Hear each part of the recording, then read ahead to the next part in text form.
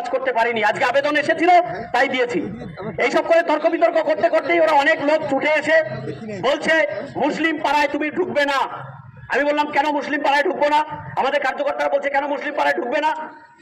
বলছে না মুসলিম পাড়ায় তুমি ঢুকবে না।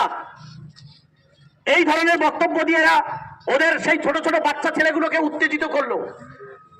তারা তখন বলতে শুরু করলো, ছোট ছোট বাচ্চাগুলো তাদেরকে শিখিয়ে দেওয়া হলো পাশ থেকে, বলছে তুমি হিন্দু, তুমি মুসলিম পাড়াতে ঢুকবে না। এইসব বলতে বলতে হঠাৎ করে বলছে যে গরু কাটা ছুরি দিয়ে তোমাকে কুচি কুচি করে কাটবো। সবাই উত্তেজিত হয়ে যায়, বাপন থেকে শুরু করে, এবং ধাক্কাধাক্কিও হয়। আমাদের সিকিউরিটিদের তৎপরতায় আমরা ওখান থেকে বেরিয়ে আসি। যখনই আমরা ওখান থেকে বেরোতে শুরু করি, ওরা একের পর এক মোটরসাইকেল দাঁড় করিয়ে দিয়েছে রাস্তায়। সেই গাড়িগুলো সরিয়ে আমরা যখন বেরোতে শুরু করি, তখন ওরা পিছন থেকে আমার গাড়িতে পাথর ইট ছুটতে থাকে।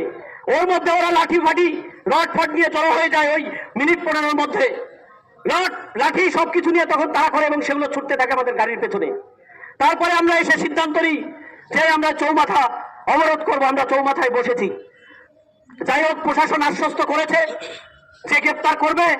যদি গ্রেপ্তার করা না হয় আমরা 24 ঘন্টা দেখব।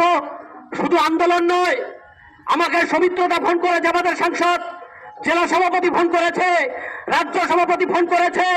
রাজ্য নেতাদের নিয়ে পুলিশ প্রশাসনকে বলছি যদি এর অ্যারেস্ট না করে তাহলে আমরা ওই মহেশপুর চলো অভিযান করব। থানা চলো অভিযান নয়, থানা চলো অভিযান করবো না, আর এই চৌমাথা অবরোধ করবো না, মহেশপুর চলো অভিযান করব। আমি আজকে এই মাইকের মাধ্যমে বলতে চাই, যে সমস্ত মুসলিম সমাজের মানুষ আছেন, একদিনও কেউ বিধায়ক অফিসে এসে অসম্মানিত হয়েছেন, দিবাকর ঘরামির কাছে এসে কেউ ফিরে গেছেন। আমি কোনো পার্টি দেখিনি, আমি কোনো ধর্ম দেখিনি। চৌমাথাতে এই প্রোগ্রাম করেছিলাম, সেখানে অনেক মুসলমানদের দিয়েছি। সমস্ত জায়গায় তৃণমূলের নেতারা সুপারিশ করেছে, মুসলমানদের অসুস্থ ক্যান্সার হয়েছে, রিলিফ ফান্ডের টাকা পাইয়ে দেওয়ার জন্য চেষ্টা করেছি, পাইয়ে দিয়েছি। আমি কোনো ধর্ম দেখিনি, কিন্তু আমার আবেদন রইল মুসলিম সমাজের মানুষের কাছে, যারা সোনামুখী বিধানসভায় থাকেন, তাদের কাছে আমার আবেদন রইল আপনাদের উচিত এর বিরুদ্ধে প্রতিবাদ করা, নইলে আগামী দিনে এই কয়েকটা ছেলের জন্য হিন্দু মুসলিমে দাঙ্গা লাগবে সোনামুখীতে। এই তৃণমূল চায় বরাবর ভোট এলে একটা দাঙ্গার রাজনীতি করতে। এটা কিন্তু তৃণমূলের একটা চক্রান্ত, তৃণমূলের একটা পরিকল্পনা।